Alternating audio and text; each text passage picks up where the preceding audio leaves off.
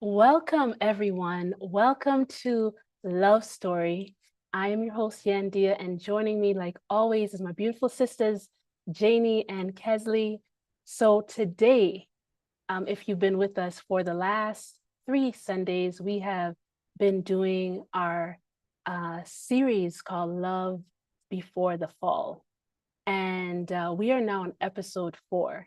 I'm so excited. I've patiently waited to get to episode 4, which is about the rise of the divine feminine. I know, being all females, we have a whole lot that we can talk about, especially what is this rise of the divine feminine. So that is what we're going to be discussing today, all different perspectives about it, and we'll obviously give our experience and our perspectives on that topic also. But we really invite you to share your questions or your comments in the chat section, and every now and then I will look over and answer. We'll answer your questions or read aloud your comments. So thank you so much for joining us today, and we are going to start off with Kesley leading us through a little meditation just to settle us in and get our minds and hearts ready for this discussion. Beautiful. Thank you. Okay, first of all, just deep breath, everybody. Like, shake it out, shake the hands out, shake your body out. So, talking about the divine feminine, the feminine is very much the vessel, right? There's definitely a connection to the embodiment, to the physical body, and also to creation and emotion. So tonight we're going to be working with the womb, if you're female, also the sacral chakra, if you're male, but all of us, right? All of us have both masculine and feminine energy within us. And so we're all going to really lean into that feminine, creative, softer part of ourselves tonight. And one thing that we talked about after last week's episode, kind of offline, I think it was you and I, Yandea, was about resistance. And whether it's the meditation or anything we're talking about tonight, if you feel resistance in your body or in your mind or in your energetic field, your emotions, we invite you to lean in and just get curious about that, right? In the spirit of feminine, not having to attack it or judge it, but just being open, embracing it, and just bringing a sense of curiosity and almost playfulness to it. Like, what is this about? That is very much in this spirit of divine feminine. So with that, I invite everyone to close your eyes. And we're going to actually put our hands down on that area right below your belly button. So that womb space area. Once again, just as we did last week, starting by anchoring ourselves, centering ourselves, coming home with the breath. I'm not going to give you any specific count or anything that you need to focus on specifically, other than really allowing that whole lower part of your body, especially your belly, to soften. So as you're breathing in, the belly is expanding with energy, with air, with oxygen. And as you exhale, you're just gently allowing it to flatten and release. So nice, long, I want you to think about the word nourishing tonight, nourishing breaths down into that sacral chakra.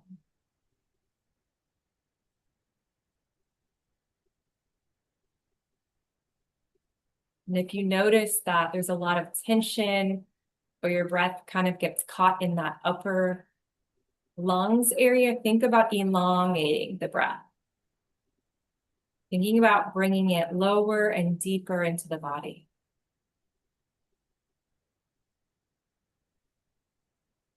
Very good.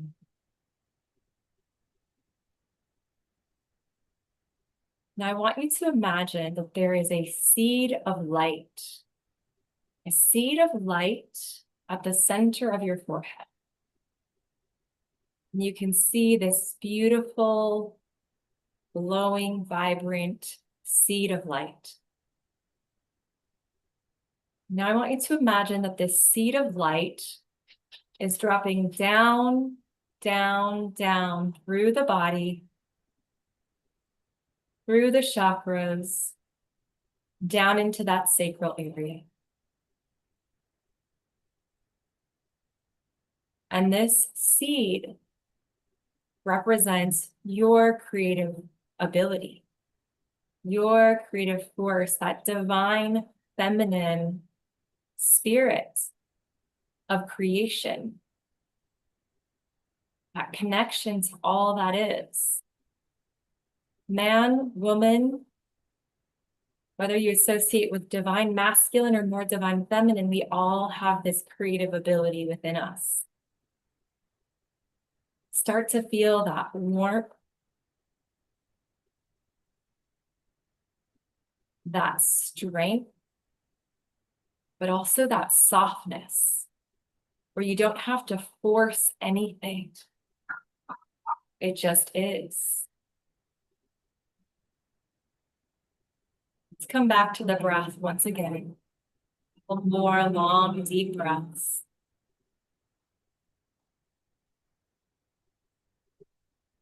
Now I want you to imagine that this seed sprouts. There are two long vines that come down from the seed, vibrant green vines, and they're going down through the feet, grounding you into the earth, into Mother Earth. Once again, into that divine feminine force of creation. Just breathe that in and feel that strength and that support. Once again, not a masculine forcing strength, but it supports.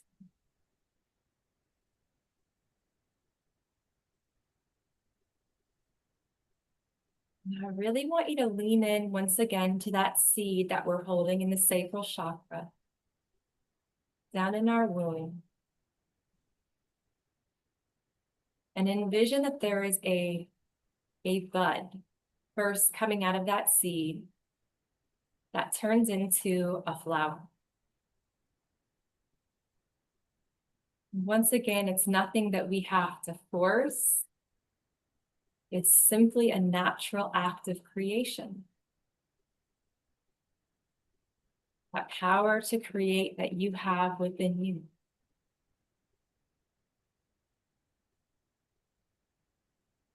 And allow your flower to take shape and color.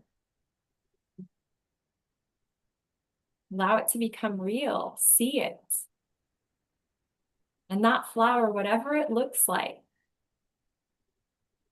is a message for you. What's the color? What's the texture? How full is it?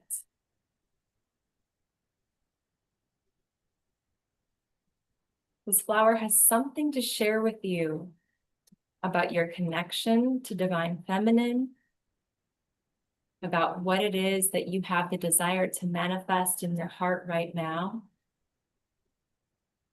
Allow your womb, allow your sacral to speak with you. Just tune in to that voice deep inside you. It's always with us, but we don't always tune in and listen to.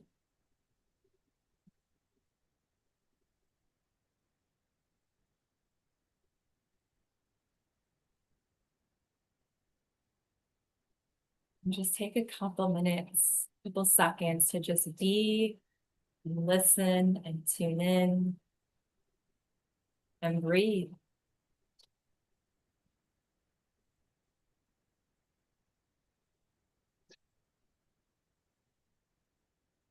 Very good. Beautiful. You can come back here anytime.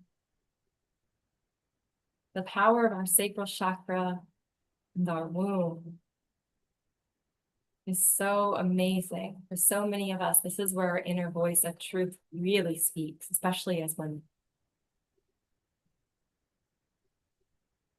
Take one more deep breath in, one more mental image of that flower, and just see if there's anything else that wants to come up for you tonight intuitively.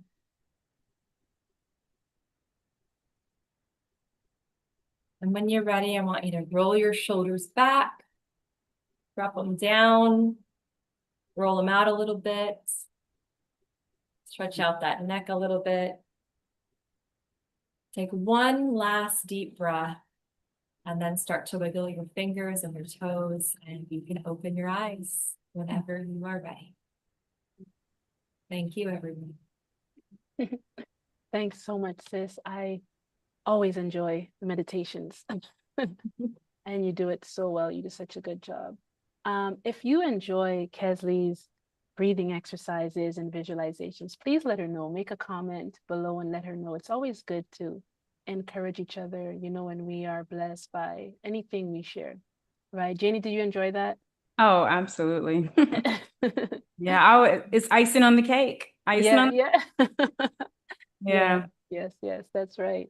Okay, so we are going to start off today. Kez, I know you mentioned before about you have already told us in the maybe only in the first episode, actually. I can't remember, but I think it might have only been in the first episode where you mentioned that you are an astrologist. And I wanted you to share with us a little bit about what what is in alignment for the feminine, what's showing up for the divine feminine as far as in astrology, right? Is there anything showing up? Is there anything that you can, you know, make sense of for us? Even this podcast happening and us feeling, all three of us feeling this like intense desire to speak about this, to speak about love, to speak about the feminine, right? And also the masculine, but obviously being being female, we have the feminine, you know, female feminine experience. So you'd have more, you know, to share about that. But what can you share with us, if anything? Yandea, there is so much. So I'm happy you asked me to talk about this because, as always, divine timing, right? Like it's no mistake that we, the three of us, and those who are joining us for this, are talking about this topic of love, relationships, divine feminine, divine masculine, you know, structures, you know, falling and things being rebuilt, and you know, kind of renegotiating like how we look at relationships and all these different things. Like there's so much to talk about. So we have to break this into a couple different sections. So as you mentioned, tonight, we're just going to talk about really the divine feminine aspect of this. So I have a very, very exciting, we call it transits in astrology. So transits are basically what's going on in the sky right now. So you have a very exciting transit that we're going to talk about, but I'm going to save kind of like the best for last. The first thing I want to do is kind of set the stage on what's been brewing over the course of even the last few years. So if you start to look at your life, right, your relationships specifically, dating back to 2023, so 2 years ago, that's when we started to have eclipses in the axis of really divine masculine and feminine relationships, really this axis of like sovereignty and independence versus how do I balance the relationships in my life, my relationship with others, but my relationship with myself. So we had these eclipses in the areas of Aries and Libra. Those are like divine opposites. So Aries is ruled by Mars, the sign of the divine, the planet of the divine masculine. Libra is ruled by Venus, the planet of the divine feminine. Whenever we have eclipses, it's a period of at least 2 years of contracts ending and things ending and new beginnings. So it's like chapters are closing and things are reborn again, rebirthed again. Yes. So if you start to look at even your relationships, right, each of us, or our ideas about relationships, our ideas about divine masculine and divine feminine, Think about dating back to 2023, a couple of years ago. What has been brewing? Like, what has changed? How has your perspective changed? So that's really where a lot of unfolding kind of started to take place. And we're going to be doing a lot of work, all of us, in the sign of Aries over the next several years. So I'm going to talk more about that next week, because that's more divine masculine specifically, and how we relate to that, each of us, man or woman, divine masculine, divine feminine. So that kind of is like the warm up to all of this, right? And then we get into this year particular. So all of the planets go into retrograde. So most of us have heard of Mercury retrograde, right? Yes. Don't sign contracts. Like, it's difficult. You may not want to travel. Like, there's a lot of things that people say. Communication can get kind of wonky. Like, you're going to have technology blips. Like, that's Mercury retrograde, because Mercury is a sign of communication. And that's the one that people talk about the most, because it's the most frequent.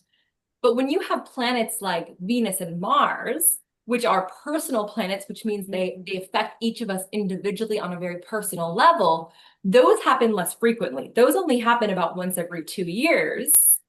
And a Mercury retrograde happens 3 times a year. Wow. So when we get Venus retrograde or Mars retrograde, that's much more impactful to each of us on a personal level, because it's more rare, and it's, when it is more rare, it's like more things come up because it's more time in between. So we had a Venus retrograde this year. I want everybody to think about this. March 1st through April 12th.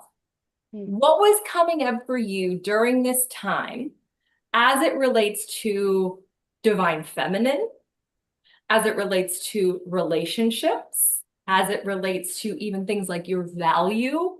Can be money, but money is like, from a spiritual level, all about our personal value and how we value ourselves, right? Like, think about that, because that's an important theme when it comes to each of us in our own relationship to the divine feminine.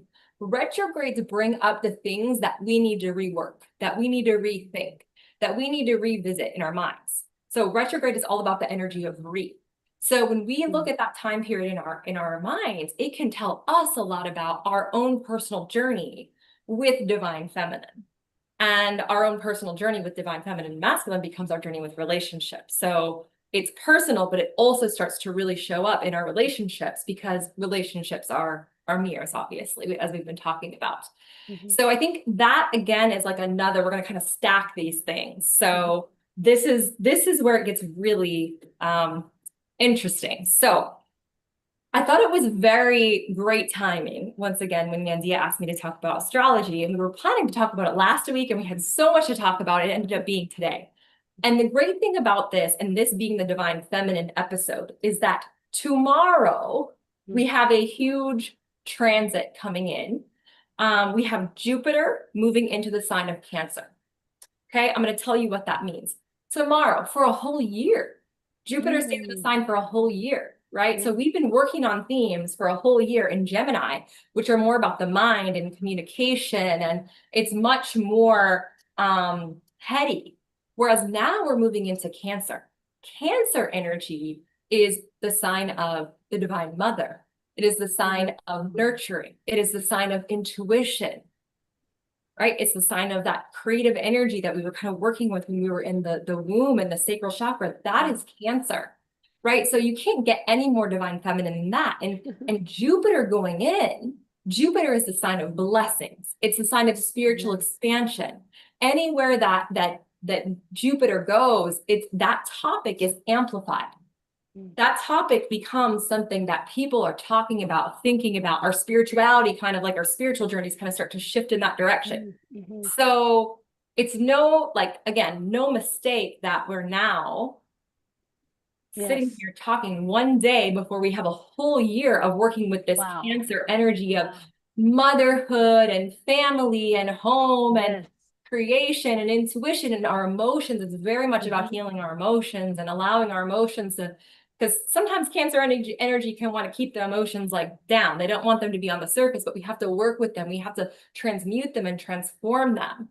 So these topics will be our opportunity for growth, for spiritual expansion and for blessings as we work with this energy starting now through next July. So I think it's exciting because that is where, especially as women, right? When we can start to work with these things, that's where we will start to really see abundance flow.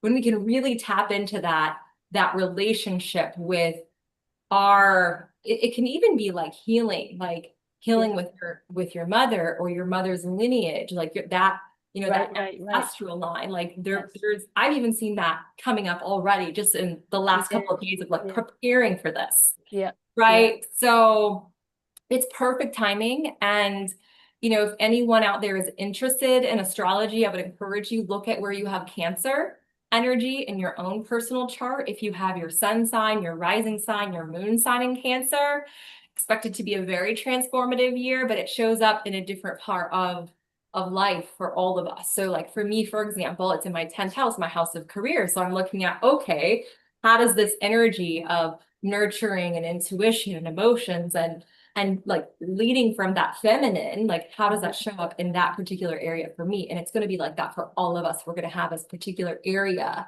where this energy is going to be even more prominent and an opportunity for abundance, expansion, and growth. So I was really excited to share, especially that last part with everybody tonight. I everything you said, even like just thinking of like that, even the mother side coming up. I was thinking of even recently, there was someone that that I was talking to, and it was all about healing from the mother side of it and all of that stuff. So thank you so much for sharing what you just did. I think it's really exciting. I don't believe in coincidences. So the fact that, we have 7 episodes, and for the one that we are speaking about, the divine feminine, to be coming up right here, like right before it happens, I think that's obviously no coincidence, right? It gives us kind of a chance to help people situate themselves spiritually, mentally, for what's in store, Yeah, so that's wonderful. So Janie, I'm gonna ask you, what if anything of what Kesley has just shared, like, did any lights go off? Did you get any like, this is making sense? Or have you been feeling that, picking up on that already? I feel like the mother energy has been, on the rise for a few years now. Personally, I just feel like it's in the earth now. I just think it's getting to the point where we can't deny it. And so perhaps that's, what's happening with what Kesley just shared. And but I wanted to just share that I feel like just what you're doing, Kesley. So many of our ancient ancestors, they were scientists. They knew the stars. They knew the cosmos. And I know a lot of people feel like this is woo-woo, but it's not. Like it's science. It's science. And if you really look at it, and they studied this. This is how they know the patterns of things that come and go. So it's how they decided when to plant their crops. It's how they decided when to go to war. Like the big decisions were made back in ancient times by using astrology. And if you start to look at it, there's a lot of very prominent people in the world that are using astrology. We just don't know it. So yes, it's much more common than we realize. So thank you for mentioning that. And I think that's how the times are predicted, the changes of the ages, and how we are in a new change right now. So I just want to talk about that. The age of Aquarius. We're going to talk about that next week. And Is there anything you could just touch on lightly with the age of Aquarius and how it ties in with the feminine? Absolutely. Well, the age of Aquarius, Aquarius is technically a masculine sign. It is an air sign.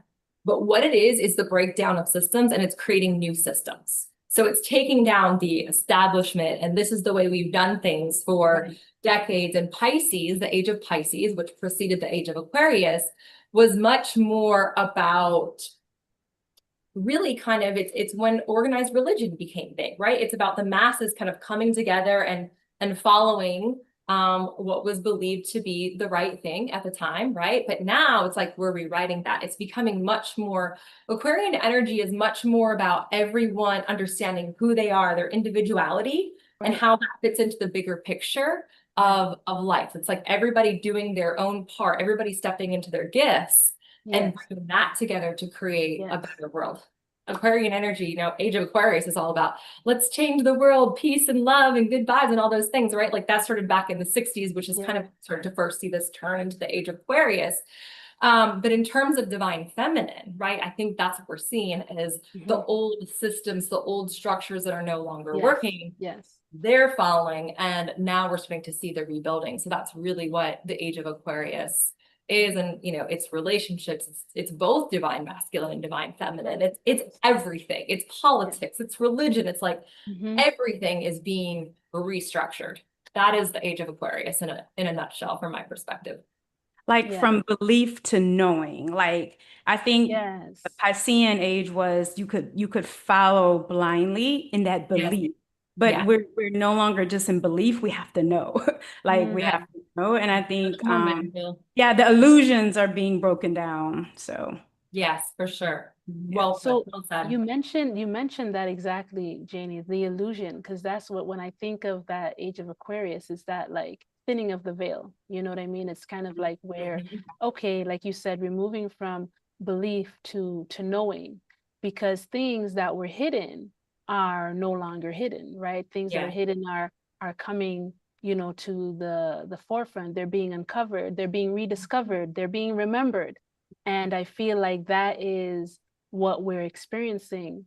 We mentioned just now, you know, like new systems, right? It's kind of like, well, even with that discovery of what was hidden, when we're talking about the rise of divine feminine, okay, for the past while, I'll say it like this: most people, when they think of the rise of the feminine, sometimes what comes into their mind is feminism, right? The feminine rising. So for a while, feminism has been the blinder, has been the false representation of what it is to be feminine. And a lot of people have grown up, men and women alike, thinking that if you are a supporter of the divine feminine, then it means that you are a feminist, right? Just because these words, right? They're feminism, feminist, feminine, right? It's all there, female, right? It's all kind of together. And I think it's very important. Like our last episode, we talked about removing the blinders. And this is a blinder when we are talking about the feminine. A lot of people feel great anger or even discomfort speaking about the feminine because they've been indoctrinated to believe that feminine and feminism is the same thing, right? And so they see them as one and the same, but that is absolutely incorrect, right? So I don't know, do any of you want to speak on, in your life or in your experience, how you came to realize or to know the difference between what it means to be feminine, or what is feminine energy, compared to what the world shows you as feminism, right? Supporting the female, any woman who is all about women or all about feminine seems to be labeled a feminist, when in actuality, that's really not, you know, the way that is. So do any of you feel like you want to chat about that? Yeah, so I think that first of all, feminism is always gonna try to edge out the masculine. Okay, so rise of the divine feminine is in balance and harmony with the masculine. I think that's the most important point to make. We're not edging out our masculine. We need our masculine, and we want him right there next to us.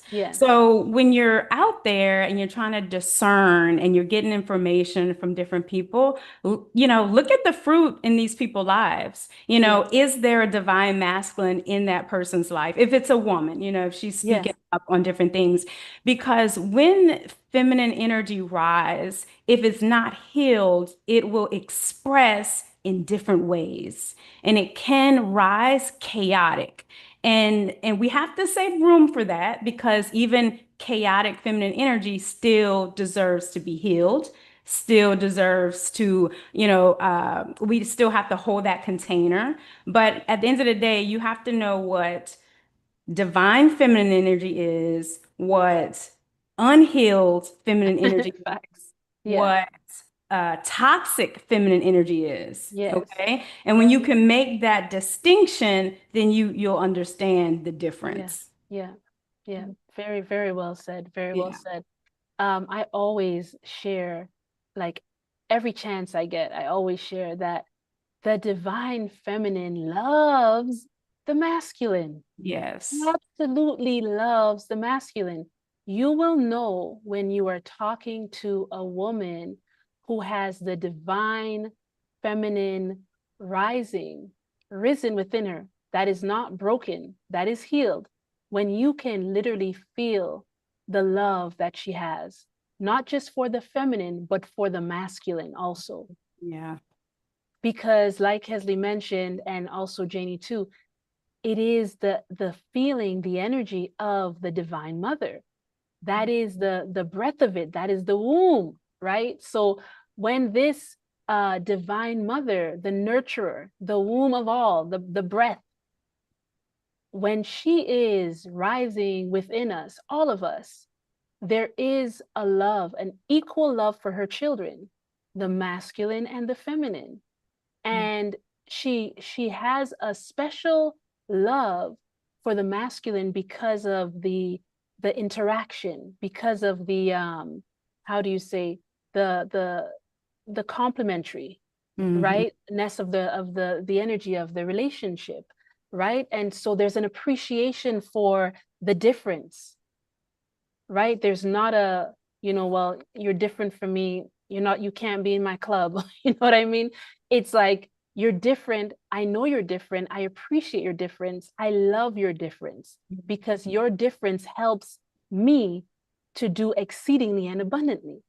I can do only so much on my own, and the male or the masculine can do so much on their own. But together, when the masculine and feminine come together, unstoppable, totally unstoppable, right? And the divine feminine knows this, right? So it's healing, a desire for healing for the feminine and healing for the masculine, so that we can get back to the place of oneness, right?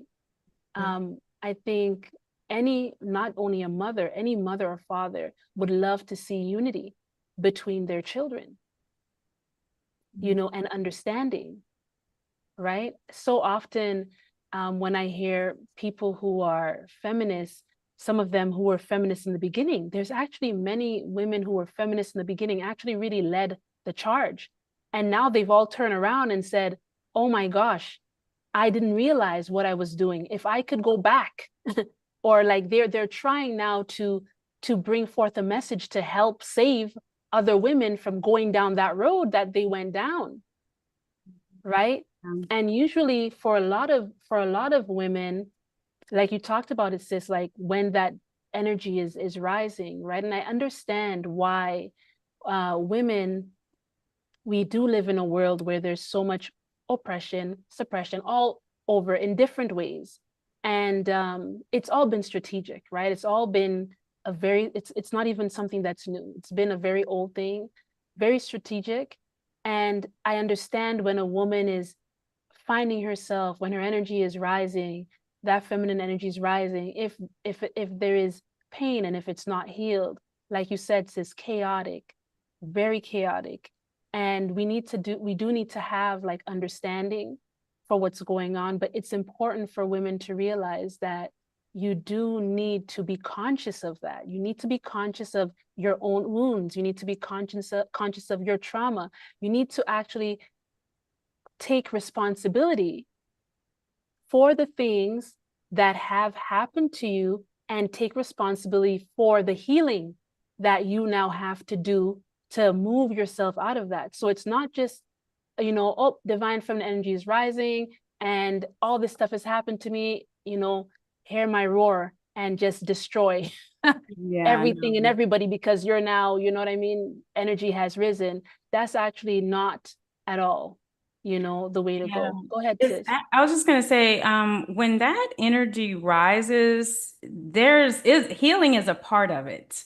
The mother, she comes in and she really highlights all the wounds within you, because it's not that we don't know how to love, is that we have blocked ourselves from loving and receiving love. Like we were sent here in love, so we know how to do that. It's just that we cover our heart with all these layers of things. So it's almost like the mother shows you layer by layer by layer in how to allow that love to come in.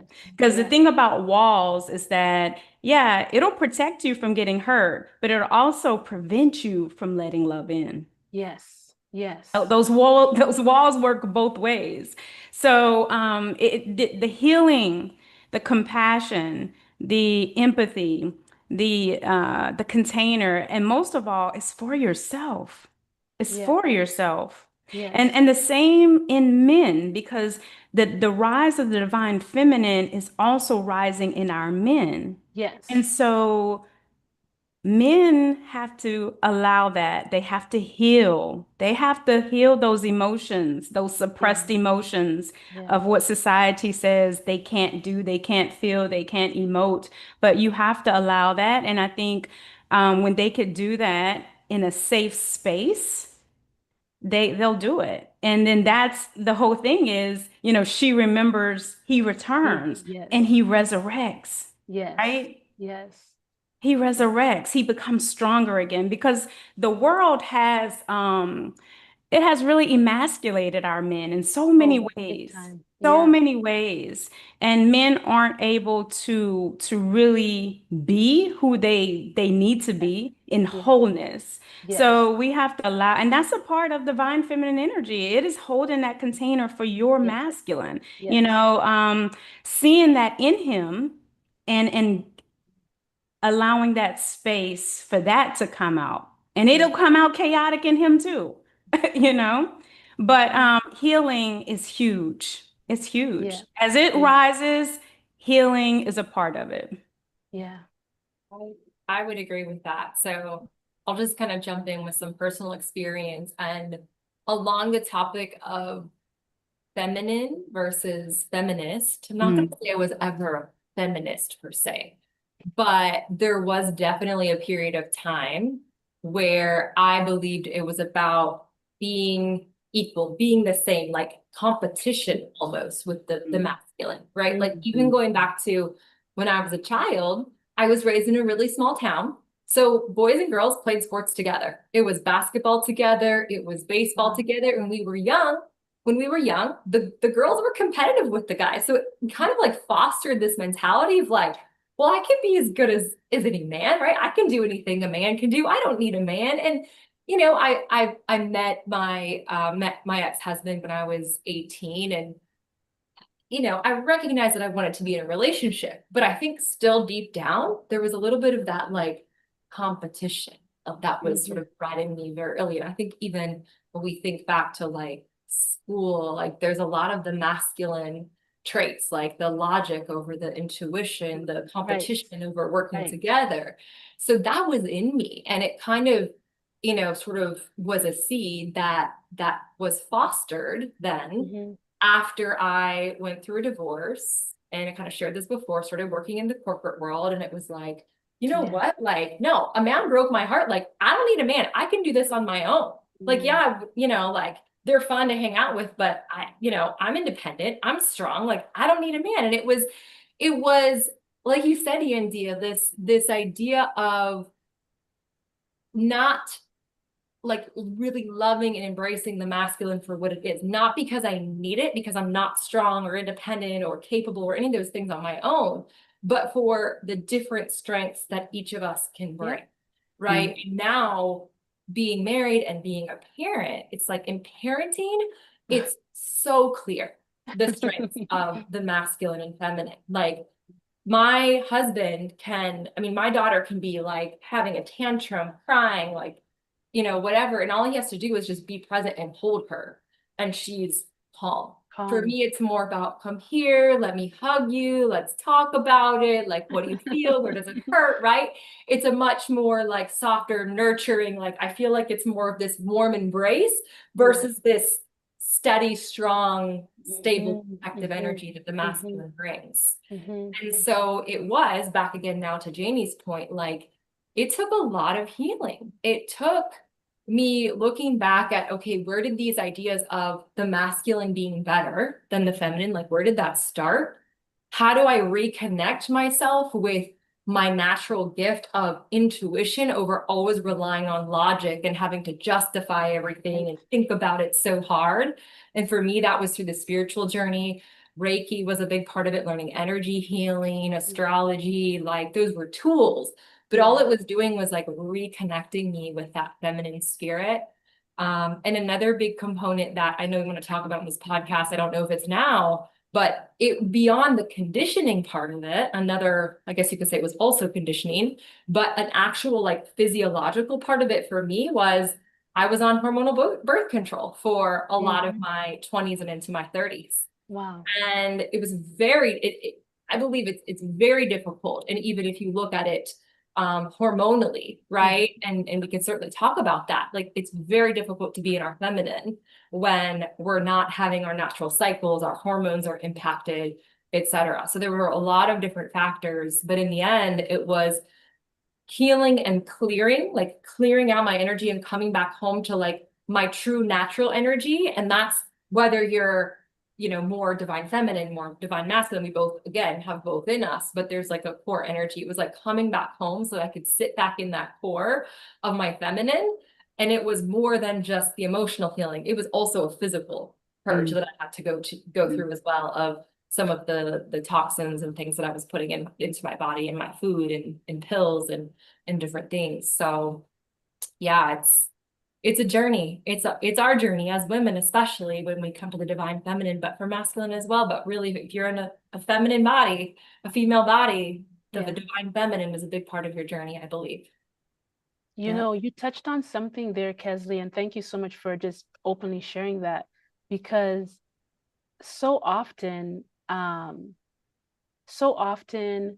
especially in this day and age, I feel like womanhood, feminine, female, it's like we're forgetting about we've forgotten the sacredness of it. And so it's as easy right now for someone to just say, well, I identify as female, right? I'm going to say it. I'm not a person to really, it's my opinion, right? I feel so, I wonder to myself, where are the women right now? Where are the actual females who have experienced what it is to be a female? Like you just shared something about being on birth control, right? You have a womb. And I mean, the whole word woman, womb man, you get what I'm saying? Womb man.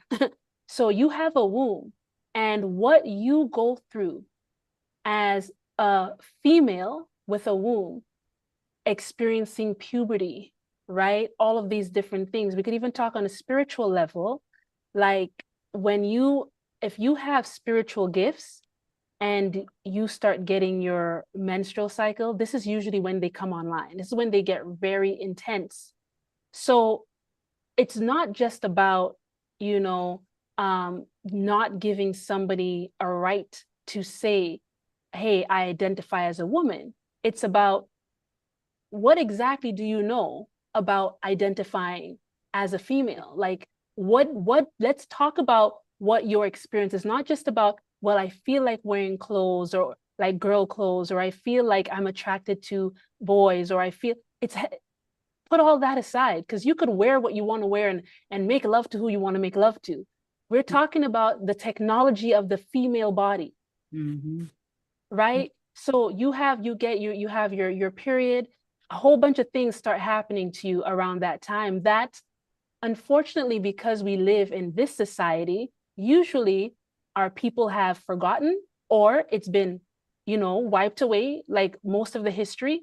So a lot of people don't even have the knowledge of their menstrual time. Most women, I mean, they'll say, go ahead, take birth control to stop you from getting pregnant. But had we really just been educated with the knowledge of how our womb works, there would literally be no need for that, because we would know and have the understanding that, okay, whether you're looking at a calendar or not, there are signs. If a woman is tuned in to her own body, she can know, I'm ovulating, I'm in this stage, I'm in that stage, I'm in that window time, I could get pregnant right now. Maybe this week I'm not going to have sex, right? Not unprotected anyways, right? So when you look at what women are going through, what females are going through, even the pain of like getting your breasts, you know what I mean? There's so many different things. We have cramps, we have migraines, we have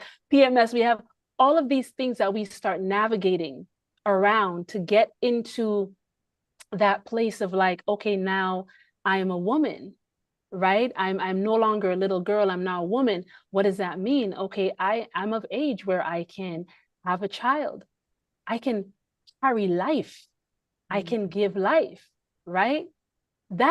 It's not just that you can do that. It's psychologically knowing that you have an opportunity to bring a life into this world, to carry that life, to communicate with that life before it even comes into this realm, because you're a portal.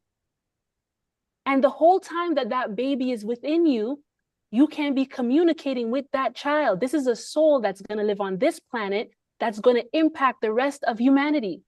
It's not a light thing. So I, for one, not that I would care to be offended, but if I were to be offended, it would be at the fact that right now in 2025, we have reduced being a woman or female just to be something that you could identify with. Anyone could just say, I identify, and people just be like, well, I can't tell you don't. I can't, who am I to say? Well, what do you mean? Right? What do you mean? So I just feel like there is something, like we could talk about this, womb wisdom. Here is the thing. If you are a male, yes, we could all have feminine energy and all this stuff, but back to technology. We have a piece of technology in our body that males do not have in their body. And so that technology does a lot of things. If we were raised in societies that helped us to know this, we would be able to access, like you mentioned it, sis, right? Intuition. When our mind, our brain is cut off, and this is something that the hormones, or what do they call, the birth control pills do, disconnects you, it's very hard for you to be tapped in to what your womb is saying. Very similar to when a woman is giving birth and they give her epidural. If you get an epidural during birth, it is very difficult, damn near impossible, for you to feel what your body is literally saying to you, how to bring this baby out, right? It numbs you. And birth control does the exact same thing. It cuts you off from being able to clearly hear what your womb is saying. So with all due respect, someone who just identifies as being female has no idea what it's like to hear their womb, because they don't have one. That's a piece of technology, biological technology, that is absent. And even if you had to have your womb removed, the blueprints of it is still within you. It's still in your DNA. Do you understand what I'm saying? So let's talk a little bit, guys, about womb wisdom. I mean, you could give your little, piece on it, because maybe for some women watching, they might be like, womb wisdom, I've never heard anything about this womb wisdom. But when, like I mentioned, when you are tapped into listening, when that connection is there, your womb will tell you where to go, who to be with, if that man is your husband or not, if something is wrong with your baby, if your womb will let you know if something's going on in your body. There's so many things. And when you look at all of the high rates of abortion, when you look at all of these things, you get to think about all of the different diseases that women have, fibroids and this and that. It's all this disconnection because they're unable to hear what their womb is communicating to them. Mm-hmm. Whether they're on medication that's blocking it or some other thing, just not being educated maybe on how, not being raised in families or cultures that speak about that. Because like I said, this whole idea of the female, the feminine, is being continually reduced to just nothing, and so she is rising, right? And when she rises, we want women to understand, females to understand, you can listen to your womb, because mama definitely does speak from there. Yeah. Yeah, I was gonna say, go ahead. No, go ahead, Janie. Go ahead. No, no, you go ahead. I was just gonna say, back to womb wisdom and a little bit about healing of the womb. I don't remember ever being able to access my womb wisdom. A, when I was still on birth control, we already talked about that. But B, our womb and that sacral chakra, right? That is energetically where we bury and stuff emotions. And I remember feeling like I was carrying around a bowling ball, like literally a ball of emotions that I just kept stuffing down and stuffing down and stuffing down into this area of my body. Yeah. And I was having a lot of issues with things like you talked about, Yandea, like really painful periods and cramping and bloating and irregular periods, heavy periods, all these things for a lot of reasons. But I think a big part of it was all the emotional stuff. Yeah.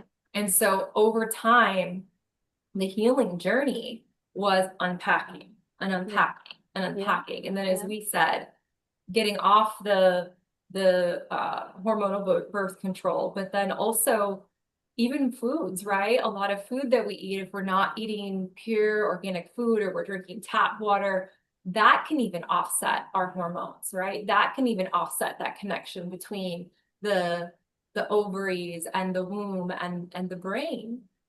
And so there is a detox process that we have to go through energetically and physically as we reconnect.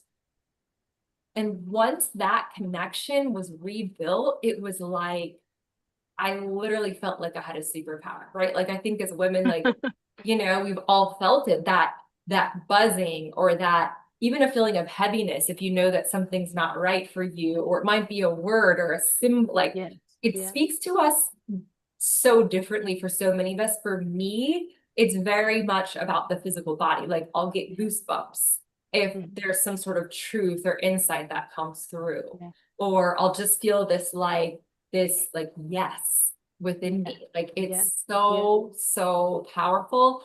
And to your point, Yandea, in terms of like what we as women know intuitively, even our cycles. I mean, we are cyclical. Like a male is on a 24-hour clock. Like, their hormones run in a 24-hour cycle, 24-hour cycle. We are on about 28 days, right? And our hormones and our cycles are more like seasons. So we all go through, the spring, the summer, the winter, the fall. And when we're coming back to the hormonal birth control, we don't actually ovulate. So we never get our summer. We never get the season of summer, like, for real. Wow. Which is like the season when we're most vibrant and sexy and intuitive and Yes. like Yeah. obviously fruitful. Of course, that's it. So Yeah. like think about that too. Like you're never really getting the true best of you because you're Yeah. constantly Yes. muted, and that powerful season of summer Wow. is Wow. really taken away from us. I Yeah. read an amazing book. I think any woman, especially if you're still having a menstrual cycle, should read. It's called Wild Power. Have any of you read that book? I've never read it. It was so amazing for me because it helped me learn to embrace the full cycle, like every Wow. single part of it, even the inner critic that Yeah. comes up that, you know, is speaking to us, not our womb, but there's Yeah, other yes, there's yes, other yes. voices Of we can course, hear in of there as course. well, right? Yeah. Even embracing that inner critic as a way of healing and listening and fine-tuning our intuition, Mm-hmm. because Mm-hmm. everything internally is working for us, even those really difficult emotions. And I think that's this Cancer energy that I was talking about with Jupiter and Cancer. Our emotions might be amplified over the course of this next year, but they're not there to be difficult. They're not there to haunt us or hurt us or any of those things. They're there to be transmuted and transformed. Because Yes. that's one of the most powerful parts of divine feminine, is that when we take an emotion and we feel into it, we say, what is this really about? And what can I do with this? Like, how is this for me? We become so, so powerful. That's Um, right. so yeah, there's so many directions I could go with what you just said, Yandea. Like, I think the birthing part of it is a whole Yeah. nother conversation. Maybe we'll come back to that, but I know Janie was going to speak, so What was I going to say? pass it over to her. I want to add one of the biggest things that Spirit gave me when I was coming into my divine feminine energy and doing my healing work and on my journey was about being it, embodying it, and that is the mother energy. She is it. She holds it. So one of the things me and my husband talk about is I don't want to hear your philosophy. I want to see you live it. I want to see you be it. So and I wrote an article, it's called Return of the Sacred Womb. And when I wrote it, my husband read it because what it did for him was it helped him to understand my body. Right. Because you have to understand your body so that your divine masculine can understand your body, so that you guys are getting the best out of that summertime and and all the other times. So he knows how to handle things as those seasons change, right? But what I want to really add is that embodiment also allowed me to be like, wow, this is how I do relate to the earth, because the earth has her seasons, That's right? right. That's And right. when we see crazy things like tornadoes and earthquakes, that's emotion. That is the earth saying this is enough. Enough is enough, right? So we see women when they had enough, then everybody want to scatter, because when a woman had enough, those emotions are coming out. So it's so important to be it versus just talk about it. You have to embody it. And that is so, so important when you're kind of understanding your emotions. You have to heal it, you have to transmute it, you have to allow it, but you have to also be everything that we're talking about right here. Because integrating is so important, because you'll get tested. The universe will test you to see, oh, are you divine? Is this really divine? Are you still a little toxic here? So be it, embody it. And that's really the biggest part about this whole journey, is integrating it. Integrating. Yeah, definitely. I'm going to read a little bit. We have a comment here. Okay, from Shanna. She says, I came on this out of nowhere, and I think it's loving, maybe, in response to in response to the mother energy path of healing, because that's showing up in my life in undeniable ways, and it's real. Then she said, feminism is related to the identity of womanhood and the freedom denied to them in the context of patriarchal constructs. Okay, we'll come back to that. Then she says, divine feminine is energy, which may insist on itself in tension with excess masculine energy, but it exists in all beings and not confined to the roles assigned to gender identities. She said, I know I wasn't asked, but enjoy articulating things. Thank you for this live stream. No problem, Shanna. We welcome the comments and the questions. Don't even hold back. And then Dwayne says 100%. Not really sure what the 100% was for, but 100% is there. Now, just touching on what Shanna shared here, feminism is related to the identity of womanhood and the freedoms denied to them in the context of patriarchal constructs. So I just want to comment on something there. And I guess I could share this perspective.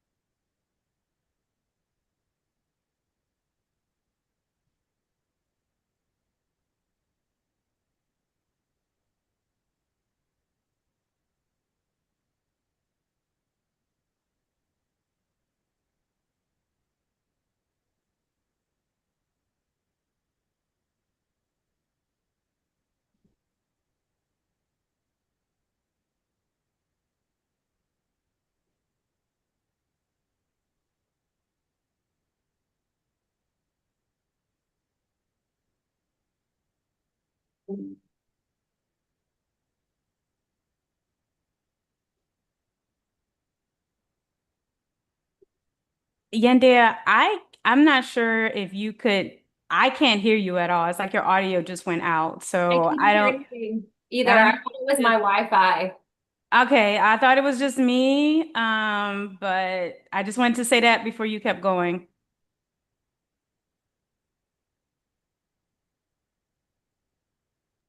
Can you hear me now? Yes. Loud and clear. I Okay. thought it was me, but I was like, I think I thought so too. I was checking my Wi-Fi, like, Kesley's what's face, and I was going like, I on? think she's probably, yeah. So we didn't hear any of that. Okay, what did you hear me read her comments? Well, Yeah. yeah, we heard that. Okay, so let's go from I was talking about feminism, right?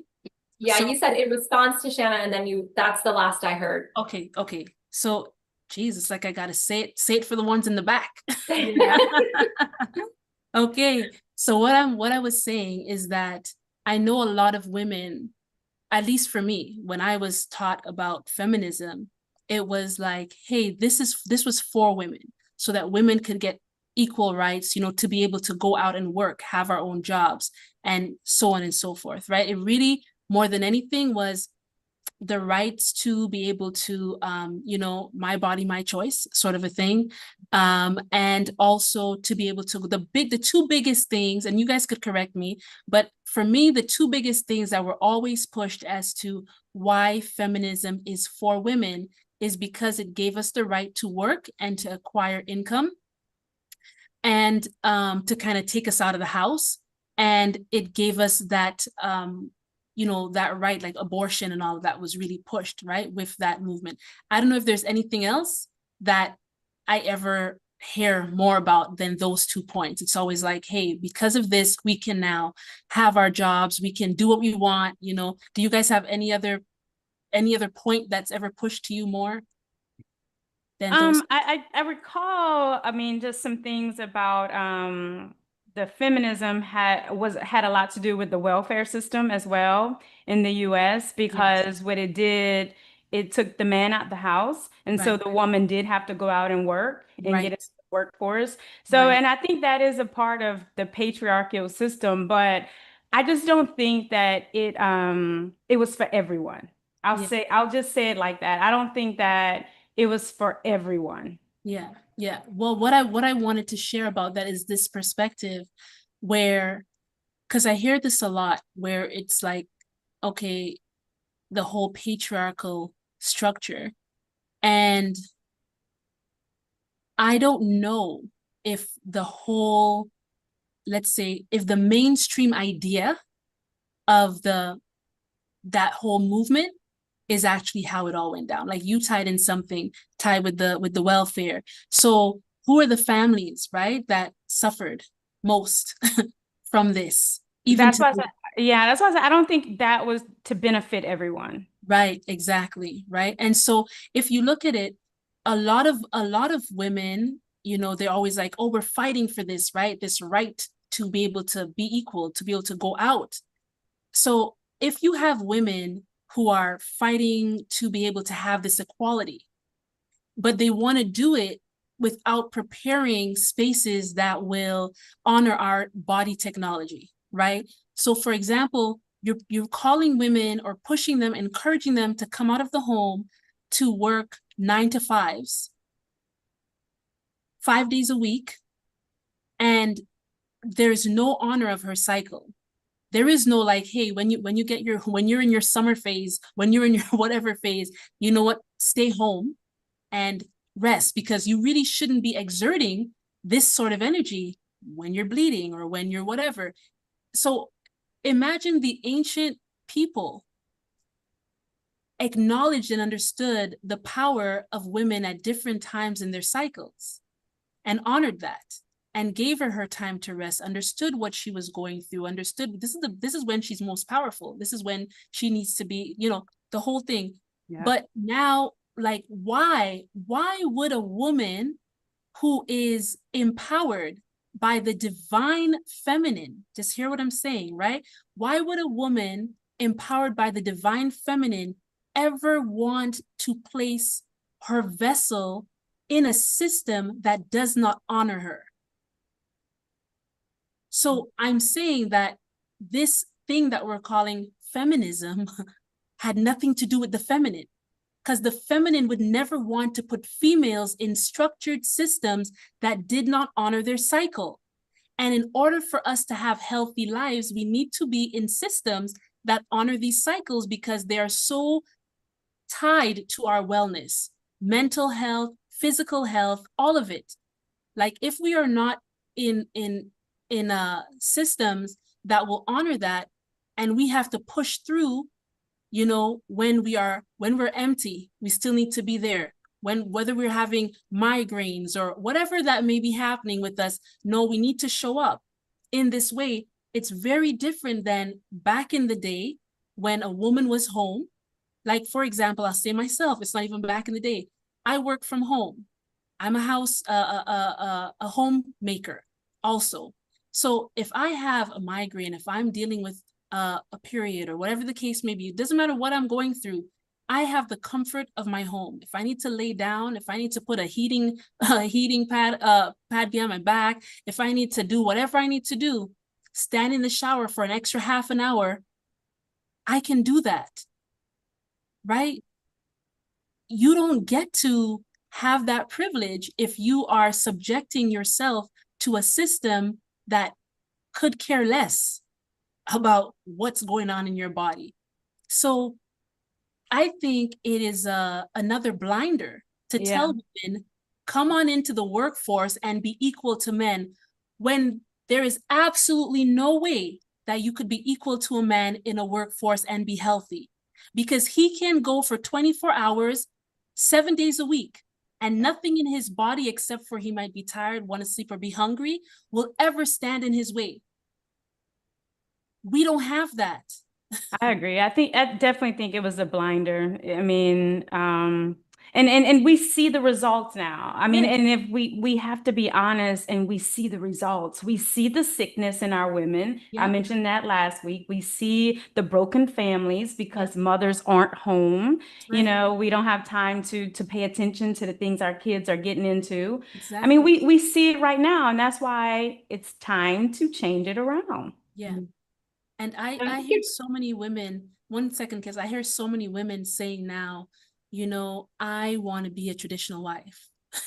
It's like a whole thing now. They're saying like, you know what, I just want to like have some kids, be home. I don't want to have to worry about the bills. And people think like, oh, women are getting lazy. Well, you obviously have some women who may have their odd ideas, but the majority of women, what it is, it's a coming to realize that my body is breaking down. Well, I was Because going to say that, yeah, they're tired, but yeah, that doesn't mean you are a wife, okay? right. That's a big difference. Yeah, you're tired because the system has drained you and Yeah. just taken everything out of you, but Yes, you still have to do your work that's right. to be a wife in your home. That's So right. that's a, you know, Yeah. we have women that are tired. I think they're tired. You're tired. Yeah, But rest so that you can do your healing, so that you can be in alignment with your divine masculine. that's right. Because if you're tired, you're only going to attract a tired man. Jeez, that is absolutely it. So we have that going on. But I know our sisters are tired. Like, I know that they're How could tired. they not See be? it How all could they over. not be? Yeah. But it's a choice. Mm-hmm. It's a choice. You can't be out wanting to get the bag and live a certain life without making sacrifices. That's right. Everything's a choice. Yeah. And we talked about that last week, that choice. You have a choice. You absolutely have a choice, right? Kesley, you were saying something? Well, what I was gonna say is the pushing through, right? And the every single month, no matter what's going on, turning off that communication from your Right. womb to your brain, saying, "Hey, I'm tired, I need to rest," or "Hey, I'm feeling really emotional." Like I remember one day like losing it in my boss's office. Like I was hormonal, something was going on at work, I lost it, the whole office knew about it. Right? It's like, but my body for years and years was telling me, hey, you need to rest, you need to take it easy. Yeah. But again, that's part of that like separation from the womb wisdom. Yeah. Even pushing through every single month, month after month after month, is taking us out of that divine power we have. And if it's showing up physically, then we're also cutting ourselves off from so many other ways that we are wiser than we know, but we've completely shut it down. Yeah.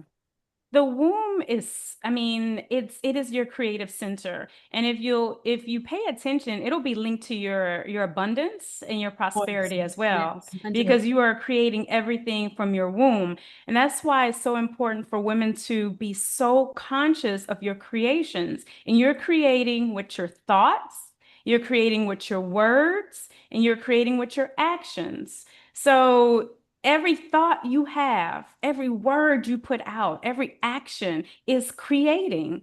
So you Yes. could have great creations and I call them miscreations, right? I just say it's miscreations. But we have a lot of fibroid issues of the Right. womb, and that's a creation. Mm-hmm. Fibroids is a creation, it's a growth. And a lot of times it's because women are so out of balance emotionally and they don't know. And what you don't realize is that what you put out into the world, the universe recognizes frequency and resonance. So you could be out here smiling and, letting the world think that everything's okay, but internally you're not feeling that. The universe recognizes that. That's right. And so you're going to resonate with how you truly feel. So if it's a lot of regret, a lot of sadness, a lot of fatigue, whatever it is, that's what you're going to keep creating over and over and over again in your life until you change your frequency. Yes. Yes. And how can you change your frequency if you are not given the space to do it, the time to do it? Like right now, what is it? We're in June. And I just said, you know what? I feel like I need to take June off. No clients, no nothing, apart from this podcast and the other podcasts and working on my book, finishing that up, nothing else. And I just messaged my clients and even my mentorship. And I said, hey, the month of June is a pause. I need to be still. I need to do this. I need to whatever. And boom, I didn't have to call no boss. I didn't even have to ask my husband. You see what I'm saying? Because spirit and my womb, I could feel my body is saying, none of this matters right now. The only thing that matters is you centering yourself and navigating and coming up to this other level, so to speak, that is for you. That's all that is important right now, is your growth. You have your husband, you have your children, obviously, the farm, the animals, whatever else that you've committed to, but you don't have the energy or the focus for anything else.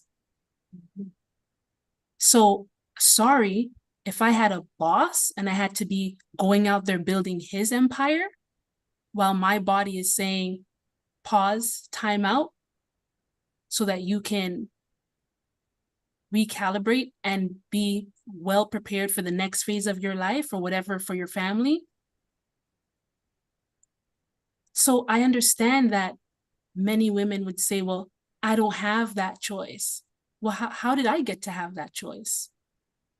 I got to have the choice because there was a time when I made that decision and it was hard, but I made the decision. Right? It was hard, but I made the decision. I was like, this is what I want for my family. This is what I want for myself. I do not want anyone having their so-called thumb on me, telling me when and where I can do this or that. And you really honestly should want to make the pivot. And it's hard. You know, if you've been working full time out in the workforce, I'm not saying it's easy, but I'm saying that you should really want to make that pivot and that shift because of your health. If Yes. you have children, because of your children, because you Yes. won't always have this time with them. Nope. Nope. You know, there's so many pivotal points in your children's life that it comes and it goes. That's And right. you'll look up and it won't be there. But your health, and because it's your divine birthright That's right. That's right. to be in balance and to be in harmony and to be in peace and to be one with your body. Yeah. And I think actually making that pivot, it's about valuing yourself. Mm-hmm. That's been my journey anyway, because it was just 3 years ago, I was literally on call 24/7 in my work. And I was just like, we're talking like 24/7. I could get a call in the middle of the night and have to pack up my bag and be gone for up to a couple of weeks at a time, right? Like who knew? You never knew what was going to happen in this particular job that I had. And it was really taking a toll on me physically, mentally, emotionally, everything, spiritually as well.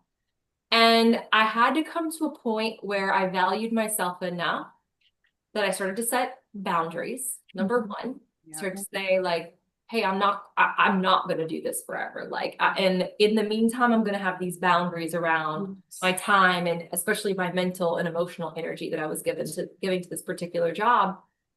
And then it was recognizing my value wasn't in how much time that I put in, but what actual value I brought to the table, right? What kind of creativity I brought, what kind of leadership did I bring? Like what was unique about me that it's not replaceable. We all have that in us. There's something that we bring to, whether it's our families, our jobs, our relationships, that no one else but you can bring. And I think when we as women stand in that power, we can, even if we're in a corporate job, it can be a little bit easier to set those boundaries when you know what your worth is. Yeah. Right. And once you know your worth, it's much easier from the conversation of like manifesting and frequency and all those things. Then you can make that pivot. As soon as I stood in my worth, I was no longer aligned with that job anymore, and something more aligned with much more freedom, and a consulting position came open, and it was like, okay, now that you've learned this lesson. So I love this quote: nothing goes away until it teaches you what you need to learn. I needed to learn about valuing myself in the workplace. And as soon as I did that, I was able to free myself from that situation and create something that was much more aligned with my particular strengths that I bring. And I think it's the same thing when we think about our families and like really honoring the divine feminine, right? I used to think that it was about like, how much money can I also contribute to the table in this family? But now I'm seeing like, it's those little nuggets of knowing or wisdom or womb wisdom or insights that I'm able to bring to my family or to my husband that have saved us from some certain things, or maybe got us on track for certain things. Yeah. And I love it now when my husband comes to me, he's like, what do you think? I trust your intuition. Your intuition's never wrong. Like, we aren't. As women, when we're really tuned in, like, we're not wrong. We're always on it.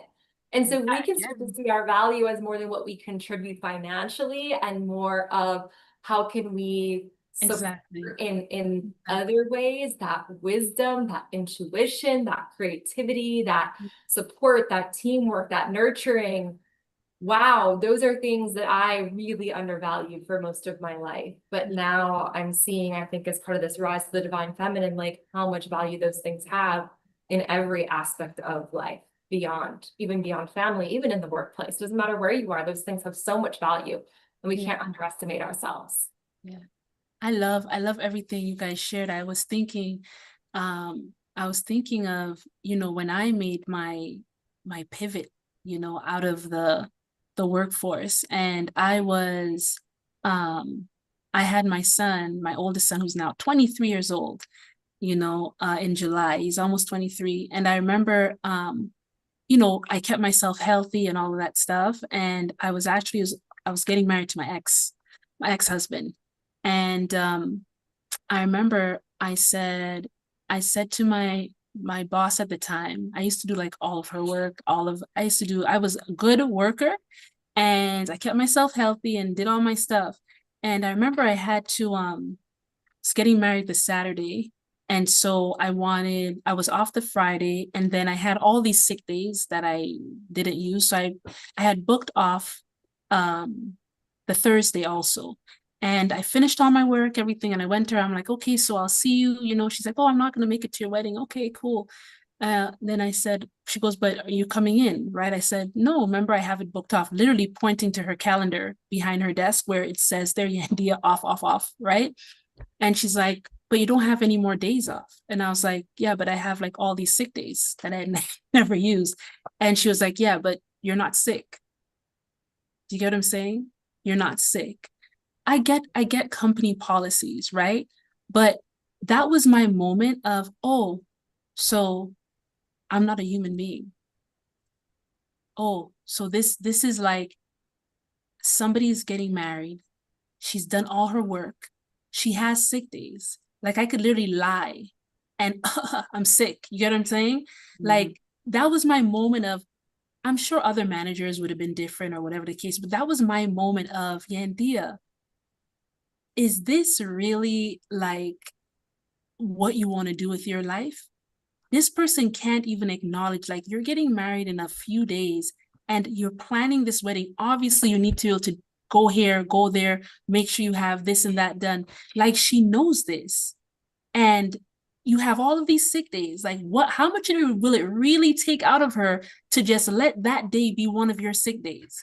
You get what I'm saying? That was like my realization. And I said, I can never, ever have this happen again. Like, the feeling of not having like control. You get what I'm saying? Like, for someone to be able to tell you, you have to come back here. And if you don't come back here, you don't have a job. I said, okay. I walked away. I went to the washroom. I cried. I was going through something within myself, like a real internal battle. Burning up. I was hot, like, obviously couldn't be violent, but I was feeling all this heat, like, and I said, no, I don't know how, but I'm not coming back. And I had my son. It's like, I'm not coming back to this. And I called my fiance and I said, hey, this is what happened. And I don't know what we're going to do, but I'm not coming back. I can't come back to her. The owner of the company came by and he saw me. He saw that I'd been crying, and I told him what happened. He goes, no, go get married. When you come back, you call me. Your job is here. Like, you don't even worry about anything. Just go get married, go to your honeymoon, everything. You come back, you call me. Your job is still here. When I came back, I was like, I cannot. I could have gone back, had my position, everything, but I was like, something about that felt so degrading. Yeah. It just felt so like, you're nothing here. Like, there's been times where I came early, I left late, you know what I mean? I'm staying I'm doing so many things. And I'm like, wow, that's crazy. So from that time, I said, God, what can I do? Because I do want to, continue to make money to help out. The plan wasn't to be the only person. That's a whole salary gone, right? And Spirit just said, look at your hands. And I said, my hands. And Spirit said, your hands are blessed. Your gift is in your hands. Just like that. So I started thinking, like, what does that mean? Okay, what can I do with my hands? Oh, I can paint, I can draw. So I started just drawing portraits of people. They would pay $120 for a portrait. That's how I was making money. People just came. Can you draw a portrait for me for this person's birthday? Can you do a portrait for this? And I was just drawing portraits and getting paid $120 a picture. And then from there, all of a sudden, I started sewing my clothes because I didn't have the money to buy new clothes. So all of my maternity clothes, I was taking down on them. And people were like, you can sew? Well, yeah. Can you sew this for me? Can you alterations? So then I was doing alterations and then doing pictures. Do you get what I'm saying? And then paintings. And then next thing, it kept going, your hands. And then it was like, you got to start this healing thing. You see what I'm, so it was just a progression in being faithful to my own self. So I'm saying, I'm not telling women, come away from working to just do nothing. I'm saying it's a great chance for you to get to know the gifts that Spirit has gifted you with to continue to help not only your family, but others also. I believe that we all have gifts and abilities and skills, but how can you access them? How can you spend that time to get to know and to develop them if from the time you're born, you're pushed into a school system, you're taught to just become an employee, and all your days you have to wake up, go to work for someone else, come back, maybe take care of your children, and then get some sleep, go back to work. Where do you have space to explore yourself? Where do you have the time to know, what can I do? Where do you have that time and space? And you so definitely need that time. You have to, yeah. You have I think it's also the fear. Yeah. I think people are really paralyzed by fear, fear of the unknown, fear of all those things. But love and fear cannot exist in the same space. So choose love and love for yourself, and then just allow the unfolding of your path to be revealed. Because fear will paralyze people from choosing themselves. Absolutely. I wanted to, I know we covered the womb. And I wanted us to just talk a little bit about the true role of the feminine in divine balance. I wanted to just cover us, like, what is the true role of the feminine in divine balance? What would you say? I mean, I talked about it a little bit, right? When I gave the example of how I used to think about, okay, my contribution to this family is, how can I financially contribute? How much can I financially contribute? And it's not that I'm not doing that right now, but I'm now seeing that the bigger gift that the divine feminine can bring to the world, to a family, is having intuition is a big part of it. I mean, male intuition or masculine intuition is very different from feminine intuition. It's like they're really great. The masculine energy is really great at logic and piecing things together and seeing patterns. My husband is so great at seeing patterns. And I just feel things. Like, I meet a person, or I hear a presentation on a business opportunity. I know in my womb, like, it's a yes or a no. Yeah. And I think that's a really, like, even if you think about it financially, if that's a way that you want to have a part and contribute, like, it might be more than you earn. It might be using your intuition to help guide and support. There was something that my husband was working on. And he was thinking, it was a business venture, and he was thinking about no longer doing it because it was difficult. And I knew in my gut, I said, you need to stick with this. Like, this is your spiritual path. This is your spiritual journey. It was just Spirit speaking through me. It wasn't this like, he's got to do this because I know it's going to be financially successful. It was, I just know as his wife that this is something that my divine masculine partner that will serve his highest good and help him fully step into what he is, destined to become. So those are a couple of ways. And then, like I said, the nurturing energy, like I'm not in our family, I'm not the best disciplinarian. Like I'm not the best with boundaries. I'm still learning how to like tap into the divine masculine part of myself in order to do that.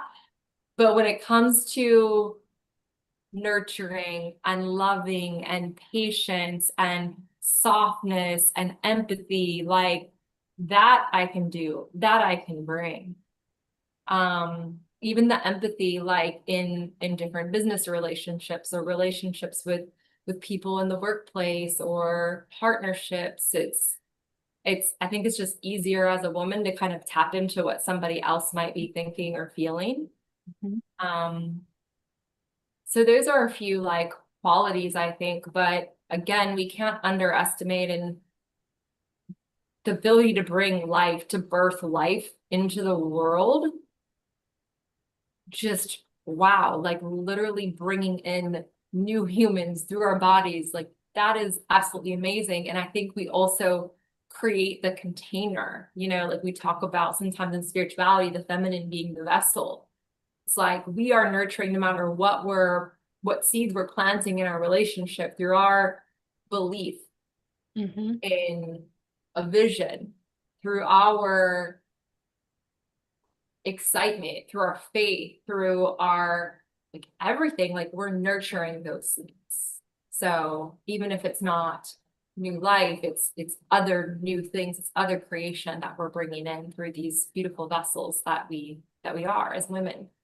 Those are a few things that come to mind for me. There's so much more, but that's just what's top of mind right now. This is good. Yeah. What about you, Janie? Anything? I think it's so important to be balanced in your own body, in your own life. Before trying to bring in someone else. I think that's so important. I do know people get into relationships and it's so unbalanced because the individuals aren't balanced. They haven't done that individual healing work.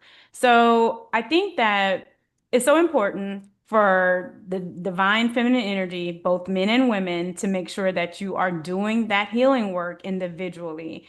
And when you come into a divine union, a sacred union, it's a dance. We mentioned that on another podcast, that you really dance with each other because, my husband may see some blind spots that day that I didn't see, and he has my back, and vice versa. So it's a dance. It's an ongoing dance. But the most important thing I know what I bring to our union is nurturing, support.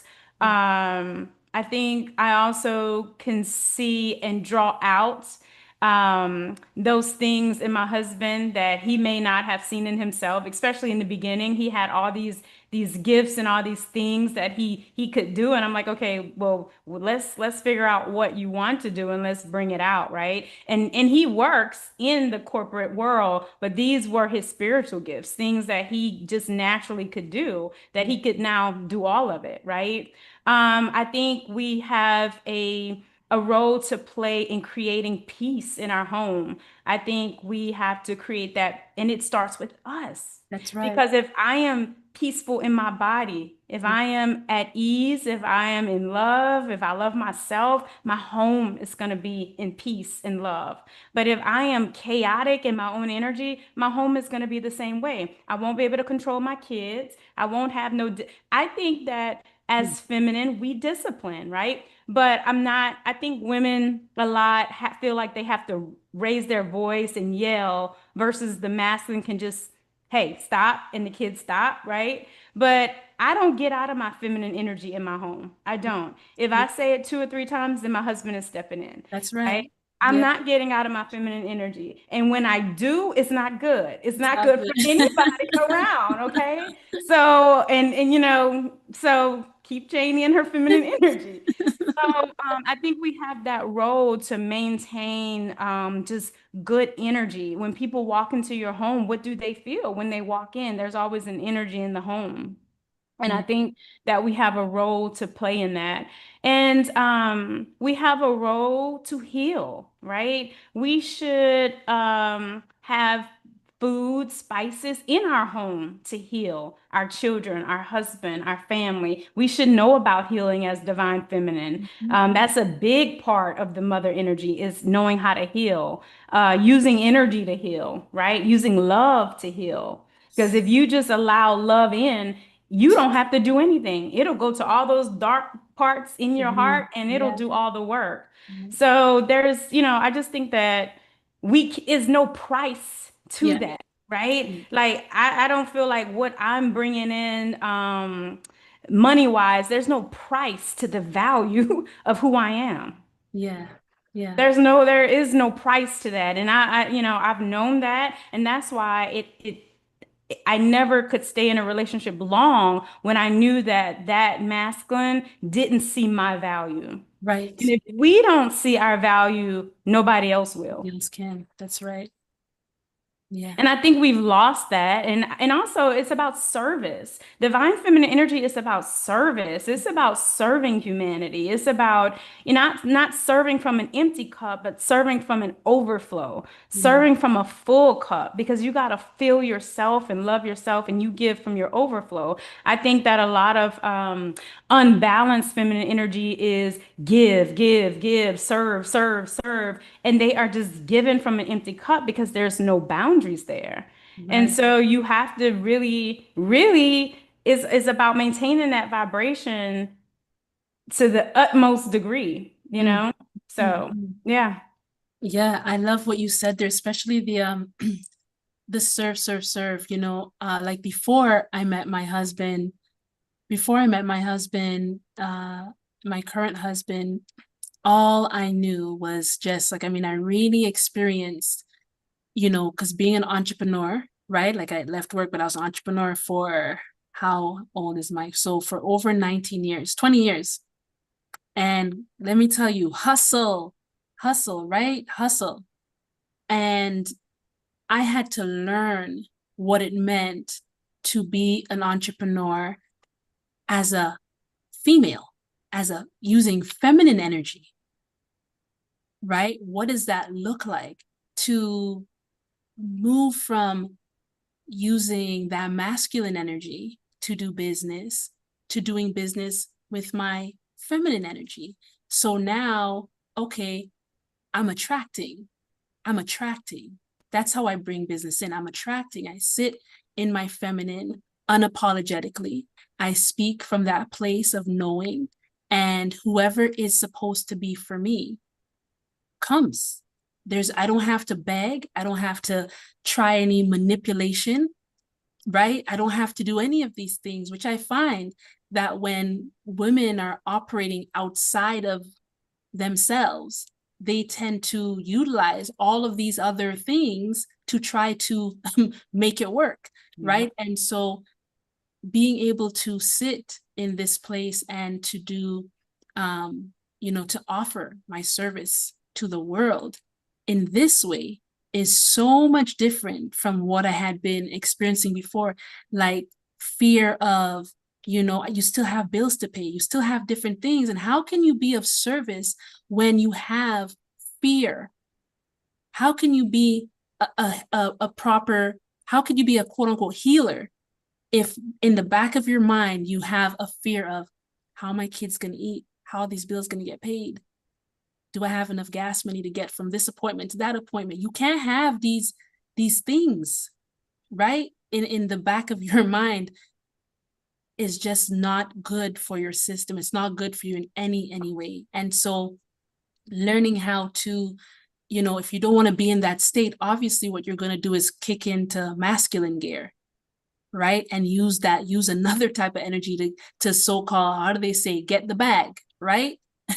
Yeah, because you could have just stayed in the workforce and ran yourself ragged if you're going to still be an entrepreneur and run yourself ragged. So you understand? Yeah. And so pivoting wasn't just pivoting to not working for someone, It was, okay, working for myself, but I need to learn how to work for myself in a healthy way that's in alignment with spirit, right? And everything that you guys just mentioned there, like, I mean, now, it's only now in this marriage that I'm able to fully be myself. But I was myself before this marriage. You get what I'm saying? I had already stepped into, okay, no, this is not how I'm going to do business. It's going to be like this. I had moved into fully attracting, fully manifestation, right? I totally moved into that. And so everything came. My husband came, the right husband, right? At the right time, which allowed me to finally be, you know, everything I ever was good at. I had a chance to look at it again, uncover it again.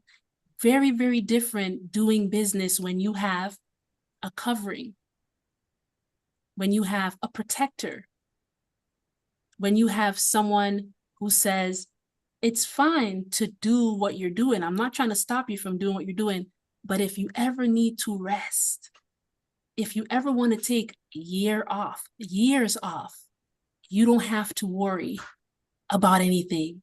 It's very different when you get up to work because you want to, not because you have to. As a woman, do you get what I'm saying? If I want to just spend a whole week just playing with my children, I can do that. That is where I'm saying, I believe with all of my heart and soul, that is the healthy place for us to be. That is really the healthy place for us to be and to do business from a place of attracting our business into our life and only working when it's healthy to work. Only working when it is in alignment with our heart, mind, soul, with our spirit, only when it's in alignment. Right? And so I think I am so, like, from the depths of my soul, I have so much love and gratitude for my husband, because when you meet a healed masculine, then all of this distortion that you've carried, all of this stuff within yourself, it's so much easier for it to fall away because you're safe. Do you get what I'm saying? Because you can let it, you can let it fall away, you know? And so I think, have a role, like you said, sis, container. I see myself when I think of what role do I play for balancing my husband, you know, or being that balance of divine, masculine, feminine. So often when I say, babes, you know, I want to do this, I want to do that, he says, Yan, all I need you to do is keep loving me. Just keep loving me. That's all I want. That's all. Everything else you want to do, that's on you. All I require from you is for you to just keep loving me. And anyone who's out there working in this world and actually doing something, like working to pursue your dreams and goals, you're working hard. You know what it's like out there. I know what it's like out there, what he's doing. So when he comes home, I try my very best to have myself in alignment so that I can be that container for him, so I could be his sanctuary. It's not hard to do when you know that a person is facing the world literally for you and giving yourself and your children, right, what life is really supposed to be like in my mind, right, for me. So it's easy to love. When you have a masculine playing his role, it's easy for you to be in your feminine. And so what I'm saying, it's so easy. So the submission talk is not even it's a joy.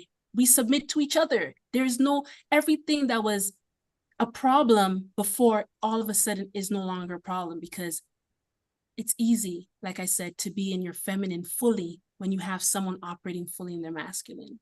It's good to be held. It's good to be protected. It's good to feel trust again. All of these things that had our nervous systems, if we could be honest, running amok on us. Yeah. I was gonna say, you'll feel it. You'll feel the safety, because safety is important for divine feminine energy to rise. Okay. I'm not saying just feminine energy, not divine, toxic or unhealed, exactly, but divine feminine energy, because divine is so loving, is so unconditional love that it needs that safety to rise. And you'll feel that safety. If you don't feel it, then it may not be safe to rise, you know? It may not be safe to rise. Yeah. And that's important because I think sometimes, and I've seen this, I think, you know, people want to fit relationships in these titles and stuff like that. And I always say, listen, don't focus on the title, focus on the balance and the harmony of yourself and that person. And it'll be clear. It'll be a clear distinction because, you know, we throw these terms out, divine feminine, divine masculine. And I think people, you know, want to get into these situations and they themselves have not done the work. And it's a lot of work on self. It's so much work on self. That's what it's all about because your masculine is really mirroring you and you are mirroring him. All the work that you guys have to do ongoing to serve the mission on the earth. Ongoing. It's ongoing. And, you know, this chose me. You know, I tell people like this chose me. I didn't choose this. You know, it was something I would never have thought of at all. Yeah. Wonderful. A wise woman once told me that as a divine feminine, two of the best gifts that we can give our divine masculine partners are praise and trust. Belief, right? Essentially what that is like believing in them. Yeah. And yeah, the praise thing, it might sound small, but like when you're there and you truly believe and you in whatever way express that, like it's amazing to watch a divine masculine transform through that. And the trust. Yeah, that can be the hard part. Kesley, I think that it has to be authentic because you as the feminine have to believe in yourself in order to believe in him. Yes, absolutely. Yes, again, the mirror concept, right? Yeah, like, because we've seen the situations where women they have poured so much into praising the masculine and there's nothing for themselves. It's all from an empty cup. It's an empty cup. And so again, you can't give nobody anything that you don't already have. We love to the capacity and to the depth of who we are and how we could meet ourselves. So if you trust yourself, you could give him trust. You believe in yourself, you could believe in him and your children, right? I believe in myself, so I'm going to say, I believe in you. And I know you could do this. So we can't, it has to be authentic. And that's the other thing I think about divine feminine energy is that you can't fake this. It has to be authentic. It has to be authentic. And you have to have it within you. And this is for everything. If I don't trust myself, I can't trust nobody else. No, it's so true because the feminine it's strong, right? But it's not like forceful. It's not like a bullet. It's soft. And yeah, if you wanted to fake it, there's no way to be in your divine feminine and fake anything. Like if the two just don't go together. And I think that's the energy, right? That in the Aquarian age is that we have to show up authentically. We can't show up and just, I think, or I'm gonna fake it till I make it. All those illusions are gone. Like it has to be who you are and how you are authentically showing up every day. Yeah. Yes. And I want to bring that, it's a little bit off the topic of relationships, but I want to come back to this concept of the divine feminine rising and our gifts, divine feminine gifts. I think this is important to say. There's probably a woman out there who maybe is working in the corporate world. And if you are one of those women who is going to a 9-to-5 job and sacrificing your energy and your health and all of these things, I want to say thank you. I think that's really important because we need you. We need women who are willing to rise from within these corporations and start to change our world. For the longest time, I started coaching back in 2017 and, my healing gifts and all of this. And I kept banging my head on a wall asking, like, why aren't things changing? Why am I not doing this full time? And my husband actually helped me see, hey, babe, like maybe you're there for a reason. Like maybe that world needs your divine feminine gifts too, right? Your gift of empathy, your ability to see how stakeholders, how people on the outside of the corporation might be affected, or people inside the corporation might be affected, and speak for that. Like that doesn't always come naturally to everybody, but you might be that person, right? Or maybe you're the person who, in a corporation or in an organization where everything is top down, you're the one who's bringing collaboration. You're the one who's bringing people together and giving everyone a voice to come together and make transformation and change. There's so many different ways that we as women are changing the world, and it's certainly in our families and our relationships, but there are other very untraditional spaces that need us too. And I just feel like there's probably someone out there that needs to be acknowledged for that, because we need you too. We absolutely need you too. I want to say to that person, just find a way to get them to honor your menstrual cycle. Yes, I agree with that. I totally agree. Well, not just that, but here's what I think, because we're talking about the age of Aquarius and changes. And I think if you can say, listen, I believe that I am called to be in this industry, then you have to know that if God has called you to be in that industry, then God has also called you to help that industry be a place that can hold you. Yeah. So you now, standing in who you are, if you're called to be in the industry, it means that you've been gifted, pretty much anointed in that sense, to be there, which means that you are not going to be just like any and every other person there. And you're the benefit that you bring, like that company is going to do better because you're there. It's going to show that you are a benefit.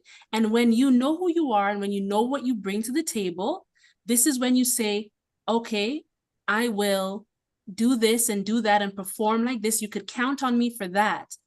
However, when this and that comes up in my life, know that, because you have your vacation days and your sick days and whatever the case is. But I'm telling you, when these certain days come up, I need to honor myself. I will not work when I have a migraine. I will not work if my body is feeling like I'm overworked. I will not work. And I think if you are called to be in that environment, then you will be able to produce and do the work so exceptionally that no manager or boss is going to have a problem when you take the time that you need to take in order for yourself to heal. If they truly appreciate you, they should want your mental health to be okay. They should want your body, your physical self to be okay. They should want you to also be happy so that you continue working and blessing their business. Mm-hmm. And that's healing, right? That's healing. You standing up and speaking for yourself is healing that organization and healing other women as well. So it's like, I don't think it's going to be the men most likely that are going to stand for that. So it's got to be the women that drive that change and lead that change and champion that change. Very literal example. Like I said, there's an industry that I work in and have worked in for many years. And I kept, again, trying to figure out, like, why am I still here? Like, this doesn't make any sense. Literally, I've been asked to bring, to Janie's point, healing to this industry, leading meditations and teaching people about holistic health and like things I never imagined 10 years ago would be possible in this industry, suddenly are being welcomed. Yes. Right. So it's like we as women are healing in so many different spaces. And so if you are in a space where you don't understand why, again, like, do absolutely everything you can to honor yourself, but also recognize your feminine gifts are needed, especially in those places that we see as places that might seem dark or unwelcoming of that energy at first glance. Yeah. And I think we're going to see that more. We're going to see a lot of structures change, right? And even with the men, right? Even with them being in the workforce, I think they're going to be more about collaborating versus competing. We're going to get a lot of that. And I wanted to say that it's energy, right? Divine feminine energy is an energy, is how you are vibrating, is how your cells are moving, right? So you could be sitting right there and your love is coming off. your collaboration is coming off, your empathy is coming off. People will feel it. You don't always have to say anything. So when you sit there in that, corporate world or whatever that you can't quite leave, but if you yourself are working on your feminine energy, you're going to vibrate that from your heart in all directions. Just being there. Just being there. And I think that's the energy and that's the vibration we're all gonna see as time moves on. I think it's gonna be in the schools with our children. I think they're gonna be doing more meditation. I mean, it's already there, but I think we're gonna see that. And I think if we all could hold the energy of that, we'll see a better humanity. Yeah, yeah. And hopefully as we hold these different positions, whether it's in the home or out in corporate or wherever it is, hopefully as we stand in that power, we can help humanity also have a love and appreciation for the divine feminine, for the real divine feminine. And as they come into that appreciation and love, the divine feminine can help them to remember also to hold space for the divine masculine to rise, knowing that it is appreciated and welcomed and needed and wanted, right? And I think that's kind of the bringing it back to that union, right? It's the divine feminine is not seeking to be remembered or to rise, only to be the only one exalted, because she, by her very nature, is one with the divine masculine. So that whenever she rises, she will always desire for him to rise right beside her, not in competition, not over each other, beside love, unity, divine union. So when we see that happen, we know it's heaven on earth. Honestly, heaven on earth. Yeah, and there's a quote, when a woman rises, when she raises her consciousness, the men and the children and the entire community will also raise their consciousness. So I do believe that we have a big part right now to raise the consciousness and love and unity and balance and harmony. Yes. And I hope any woman that's listening, wherever you are, seek balance within yourself, within your body, your emotions, your mind, your spirit, your soul. Do the work in healing yourself. And I guarantee you, you will be in alignment, and that masculine will automatically be magnetized to you. Yes. Yes. And we need strong relationships to build strong families. Yep. And that's the divine order and the divine blueprint. Yeah, 100%. We need families. We need families back. Yeah. Bring back the love. Bring back the divine. That's it. It's just bring back the love. Just there's so many little things we could do to operate in love on a daily basis. Hold the door open for somebody. Just smile. Just say thank you. That's right. That's If someone bagged your groceries at the grocery store, just in true, authentic gratitude, not just thank you and walk away, but really in presence. For Thank sure. you. I appreciate that. That's right. Because presence is also feminine. It's spiritual. We got to be present. Yeah, so that we could actually feel the people that we are communicating with. People are not present. And I always know when somebody's not present with me, because they're not there. They're there, but they're not there. So presence is so important. Yeah, that's it. And I remember, well, you guys would both know I said, when I came back from the other side, love. And people say, well, how do you? And I said, love is holding that presence. Be there. You're all of who you are. Allow yourself to be present. And we talk about having a womb. We talk about how the womb is space. It's holding space for that baby to grow. It's holding space for that idea. It's holding space for generations to come. So we are capable of holding space for people. We are capable, it's in us. It's in us to love. It's in us to hold space. So on that note, I think we can say we can continue to hold space for the divine feminine rising now on this earth plane, right? And you can hold space for yourself, you can hold space for somebody else, but just remember that this is what's happening now, and let people know, both male and female, that it is okay. We talked about that safety. It is okay to rise. You're safe here. You're welcome and appreciated, and we rejoice for that rising, right? So I want to thank Janie and Kesley. Thank you so much, ladies, for always sharing so freely, always giving your heart and your experience, which is so important to be able to share that, and your thoughts on these topics. I look forward to meeting again next week when we talk about the divine masculine. And let me see. Yes, next week is the divine masculine. I think we're going to try to get some guys on here, possibly husbands, possibly husbands. We'll see how that goes. But definitely we'll have someone else, 1, 2, or 3 other people joining us next week as we talk about the divine masculine. Okay, and so to everyone watching, thank you again. Let me just double check the comment section. I think I got it. Okay, well said. Some laughter. Someone said, Dwayne said vote. I don't know vote for what, but I think I missed it when he said it.